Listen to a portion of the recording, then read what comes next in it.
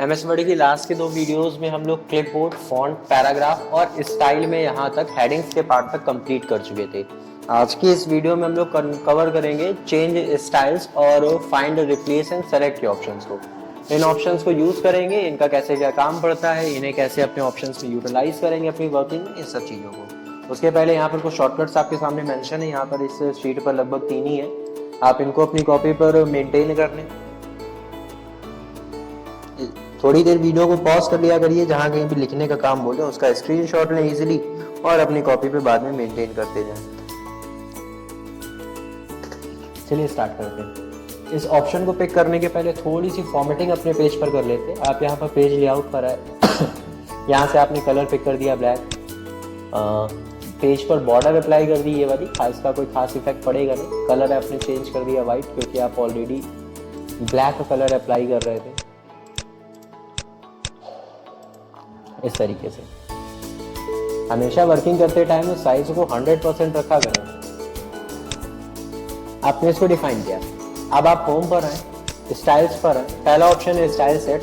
इस style set में आपका ये जो डॉक्यूमेंट है, ये डॉक्यूमेंट किस फॉर्मेट पर चल रहा है। जैसे अभी यहाँ पर लगा है वर्ड 2007, क्योंकि आप उसी वर्जन पर पढ़ रहे हैं। 2007 इस तरीके से दिखाई देता है, 2003 ऐसे दिखाई देता था। Traditional, sample, modern, manuscript, formal, fancy, एरिजन, डिस्क्रिप्टिव, जो भी आपको लगा ना वो आप यहाँ से चेंज कर सकते हैं। आपको कुछ बनी बनाई प्रीसेट्स, थीम्स होंगी आपके पास, आप उनका इस्तेमाल करें यहाँ पर। इसके बाद वहीं पे नीचे ऑप्शंस है, आपने कुछ और बनाई होंगी, अपने कंप्यूटर पे सेव कर रखी होंगी, उन थीम्स का आप इस्तेमाल करें। अगला ऑप्शन है यहाँ पर कलर का। इस कलर में आपका जो फॉर्मेट है, बैकग्राउंड है, उसके कलर को वो अपने हिसाब से बेस्ट चेंज करेगा। हल्के फुल्के चेंजेस है, क्योंकि आपने जो ओरिजिनल कलर पिक किया वो ब्लैक है और ब्लैक के साथ ज्यादा चेंजेस होते नहीं है।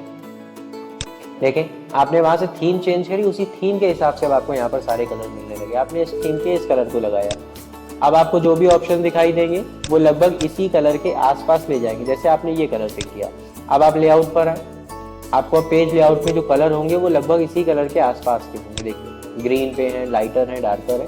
आप जिसका भी इस्तेमाल करना चाहते हैं वो करेंगे। इसके बाद स्टाइल्स में अगला ऑप्शन है फॉन्ट का, माने जो कुछ भी आपने यहाँ पर लिखा है उसमें अलग अलग तरीके के फॉन्ट्स अवेलेबल है, उनका आप यहाँ से इस्तेमाल कर सकते हैं। टेक्स्ट का कलर आप ऑब्वियस सी बात यहाँ से चेंज कर सकते हैं। बहुत गंदा लग रहा है, ये जैसा था उसको वैसे ही करते हैं।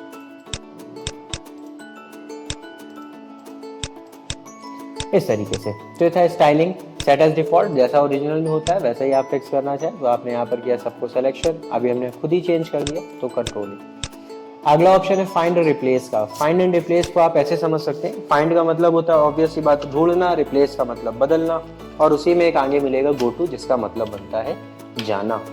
देखिए, आपने यहाँ पर लिखा इक्वल रैंड। बहुत समय से क्वेश्चन था सर इसका क्या मतलब, कैसे, कब, कहाँ पे काम करेगा। तो इसका मतलब है इक्वल, जब आप लिखते हैं इक्वल RAND और हम ब्रैकेट ओपन करें और ब्रैकेट क्लोज कर दिया और करा एंटर। जैसे ही आप ब्रैकेट ओपन एंड क्लोज करते हैं और उसके बाद एंटर करते हैं तो आपके पास कुछ लिखी लिखाई लाइंस अपने आप प्रेजेंट हो जाती हैं। इन लाइंस के कैसे क्या आती हैं, जरा इसके भी पीछे का लॉजिक समझ ले। आपने लिखा है 3, माने कि ब्रैकेट के अंदर आपने कुछ भी नहीं लिखा, तो जब आप कुछ नहीं लिखते तो उसका मतलब बनता है 3 into 3, मतलब 3 पैराग्राफ आपके पास आएंगे। एक रहा आपका ये पहला पैराग्राफ, ये आपका सेकंड पैराग्राफ, और लास्ट में एक और पैराग्राफ है, थर्ड पैराग्राफ। तो आपका 3:3 3 पैराग्राफ मिले। अब अगर लाइन चेक करें तो ये रही आपकी यहाँ तक पहली लाइन, क्योंकि फुल स्टॉप से लाइन डिफाइन होती। ये आपकी यू से स्टार्ट हुई और आपकी गई कहाँ तक, ब्लॉक्स तक। ये रही आपकी सेकंड लाइन। तो आपको 3 लाइन के 3 पैराग्राफ यहाँ पर मिले। आप इसको हटाएं, आपने लिखा इक्वल रैंड ब्रैकेट, आपने लिखा 1,3 ब्रैकेट 1 एंटर। देखिए, एक पैराग्राफ आपको मिला, लेकिन कितनी लाइंस का मिला, 3 लाइन का मिला। आपने लिखा इक्वल रैंड ब्रैकेट 5,5 एंटर। अब आपको 5 लाइन के 5 पैराग्राफ मिलेंगे। इस तरीके से आप इनका इस्तेमाल अपनी एडिटिंग के लिए कर सकते हैं कि आपको अब ऑप्शंस यूज करने हैं, कौन सा कंटेंट लिखे, कहाँ से टाइप करें, टाइपिंग में टाइम वेस्ट ना करें, इसके लिए आप इनका इस्तेमाल करें। हम लोग ऑप्शन देखने जा रहे थे फाइंड का। फाइंड में ही आपको 3 ऑप्शंस मिलेंगे, find, replace, go to. Shortcut आपको अभी आगे बता चुके हैं। फाइंड का मतलब होता है ढूंढना। इस शीट में कई सारे वर्ड हैं, जैसे यहाँ पर एक वर्ड है कैन। हम इस कैन के वर्ड को ढूंढना चाहते हैं, हमने कहाँ पर लिखा है। तो आपने कैन यहाँ पर टाइप किया और आपने किया फाइंड नेक्स्ट। फाइंड नेक्स्ट करने का मतलब होता है कि जहां पे हमारा कर्सर रखा हुआ उसके नीचे की स्टार्टिंग होगी। तो आपने किया फाइंड नेक्स्ट, देखिए उसने कैन पे सिलेक्शन लगाया, अगेन आपने किया फाइंड नेक्स्ट, फिर कैन पर सिलेक्शन आया, फिर आपने किया फाइंड नेक्स्ट, कैन पर सिलेक्शन आया, find next find next find next, जहां तक वो है वहां तक वो आपके लिए कैन को ढूंढेगा।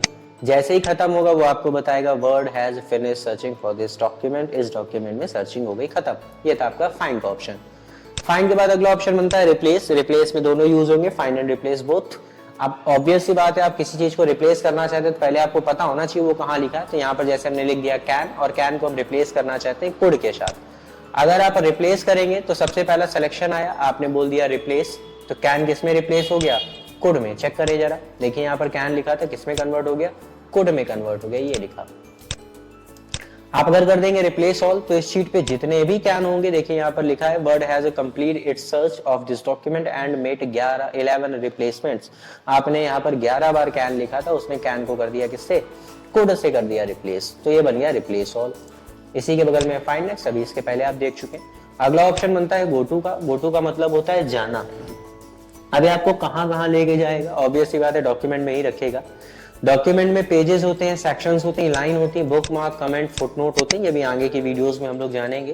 And note, field, tablets, tables, graphics, equations, objects, headings. आप जैसे अभी यहाँ पर हेडिंग कन्वर्ट करते थे, हेडिंग्स पर जंप करना है तो भी आप यहाँ से कर सकते हैं। फिलहाल आपने लगाया यहाँ पर कि हमें लाइन्स पे जंप करना है, क्योंकि इस डॉक्यूमेंट में केवल अभी लाइनें ही है। आपने यहाँ पर लाइन दे दी 15, आपने कर दिया गो टू। आपका पॉइंटर जहां कहीं भी होगा उसके बाद से 15वीं लाइन के पहले आपका पॉइंटर यहाँ पर मूव कर जाएगा। तो तक गो टू का ऑप्शन। गो टू के ऑप्शन के पहले जरा कुछ और चीजें करके देखते हैं। आपने यहाँ पर हेडिंग्स तो बना ही सकते हैं, हमने हेडिंग्स के ऑप्शंस को कवर कर रखा है। आपने पेज पर लगाया एंटर, इसको किया सेलेक्ट, कन्वर्ट कर दिया हेडिंग नंबर 1 में, इसको किया सेलेक्ट, कन्वर्ट कर दिया हेडिंग नंबर 1 में। गो टू यूज करेंगे, F5 भी शॉर्टकट बनती है, कंट्रोल G भी बनती है। आप यहाँ पर नीचे आए, आपने ऑप्शन पिक किया यहाँ पर हेडिंग का, आपने हेडिंग नंबर दे दिया 1, आपने कर दिया गो टू। देखिए पॉइंटर उसी के आगे पहुंचा, आपने फिर किया गो टू, आपने दूसरी हेडिंग यहाँ पर दे दी, आपने कर दिया गो टू। इस तरीके से आप हेडिंग्स के बीच में भी मूवमेंट कर सकते हैं by using go to option. Another is replace, आप ऊपर ही कवर कर चुके। अगला ऑप्शन है सेलेक्ट का। सेलेक्ट में पहला ऑप्शन है सेलेक्ट ऑल। सेलेक्ट ऑल की शॉर्टकट बनती है कंट्रोल ए, वहां पर नहीं लिखी है उसको अभी लिख लें, कंट्रोल ए सेलेक्ट ऑल। इसके बाद अगला है सेलेक्ट ऑब्जेक्ट्स। आपने अपनी इस शीट पे जो भी ऑब्जेक्ट्स बनाए होंगे, जो भी शेप्स इंसर्ट कराई होंगी, आप यहाँ पर एक रेक्टेंगल आपने बनाया, फिर आपने एक एरो बनाई, आपने यहाँ पर कुछ इमेजेस इंसर्ट करा ली।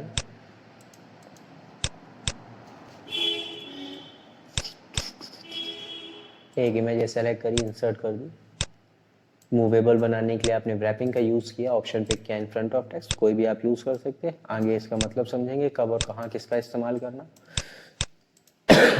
होम पर आए, सेलेक्ट पर आए, आपने किया सेलेक्ट ऑल, सारा कंटेंट सेलेक्ट हुआ। इसके बाद आपने अगला ऑप्शन पिक किया सेलेक्ट ऑब्जेक्ट्स, तो जो भी आपकी शीट पर ऑब्जेक्ट्स रहे होंगे उन ऑब्जेक्ट्स को करेगा सेलेक्ट। इसके बाद है अगला ऑप्शन है select text with the similar formatting. इसका मतलब समझिएगा, आपने यहाँ पर एक टेक्स्ट पे लगाया सिलेक्शन और इस पे कलर कर दिया रेड और बोल्ड कर दिया, फिर यहाँ पे भी करा selection, same formatting, colour red and bold. अब आपने इस पे लगाया सिलेक्शन और ऑप्शन पे किया सेलेक्ट पर आके select text with similar formatting, लेकिन तुरंत सिलेक्शन वहीं पर पहुंच गया। यही तो दो टेक्स्ट ऐसे हैं जिसमें आपने इस फॉर्मेटिंग को मेंशन किया है, तो जो भी सेम फॉर्मेटिंग का टेक्स्ट होगा वो उसको आपस में कर लेगा सेलेक्ट। तो ये थी आपकी होम टैब। होम टैब में आपने सारे ऑप्शंस लगभग 3 वीडियोस में कवर करे हैं।